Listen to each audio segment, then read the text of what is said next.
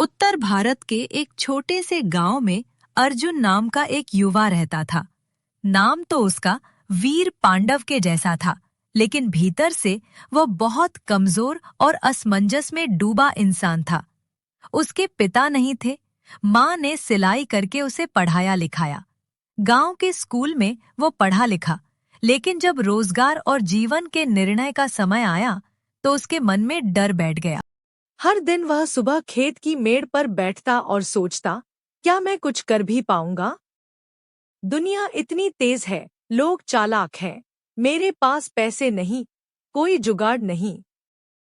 हर शाम घर लौटते हुए उसका मन और बोझिल हो जाता। माँ कहती, बेटा हिम्मत से चल, भगवान पर भरोसा रख। पर अर्जुन को भरोसा खुद पर ही नहीं था। एक दिन गांव में एक साधु बाबा आए। वे वृद्ध थे, शांत थे और उनका चेहरा अजीब सी रोशनी से भरा था। उन्होंने गांव के चौपाल पर बैठकर भगवद गीता का पाठ शुरू किया। अर्जुन चुपचाप सबसे पीछे बैठा रहा। साधु जी ने पढ़ा, कर्मण्येवाधिकारस्ते मा फलेषु कदाचन, अर्थात तेरा अधिकार सिर्फ कर्म करने में है, फल पर नहीं। अर्जुन चौंका। उसे पहली बार किसी वाक्य ने भीतर से हिला दिया। वह सोचने लगा, मैं तो अब तक सिर्फ फल की चिंता कर रहा था। ये नौकरी मिलेगी या नहीं, पैसा आएगा या नहीं, लोग क्या कहेंगे, मैंने कर्म ही कहाँ किया। अगले दिन से वह रोज चौपाल आता और गीता के उपदेश सुनता। एक दिन साधु जी ने कहा, गीता कोई किताब नहीं, ये जीवन की आँख है। अगर समझ में आ जाए तो डर, शंका, मोह सब खत्म हो जाते हैं। उस रात अर्जुन ने पहली बार अपने जीवन का निर्णय खुद लिया। उसने एक पुराना कंप्यूटर दुरुस्त किया, जो उसे एक मास्टर जी ने कभी दे दिया था।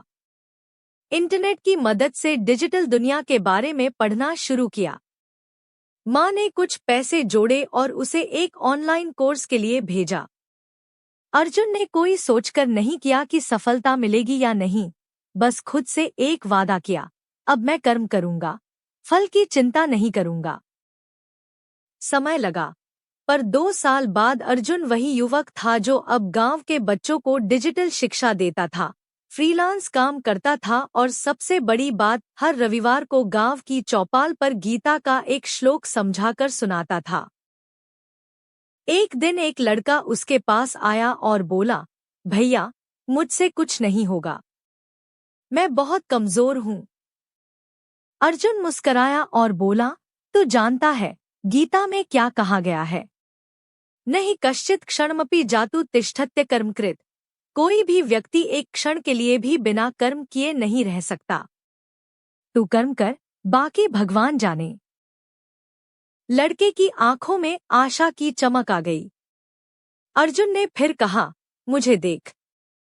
मैं भी डरा हुआ अर्जुन था, लेकिन गीता ने मुझे अर्जुन से वीर अर्जुन बना दिया।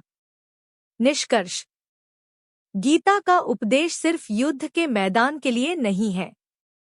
यह जीवन की हर लड़ाई में मार्ग दिखाने वाली रोशनी है। अर्जुन की तरह हर युवा के जीवन में एक युद्ध होता है, डर का, मोह का, असमंजस का। लेकिन जो गीता को समझ लेता है, वह हार नहीं मानता। कर्म पर ध्यान दो, फल की चिंता छोड़ दो, यही गीता का सार है। और यही जीवन का सबसे बड़ा सत्य भी।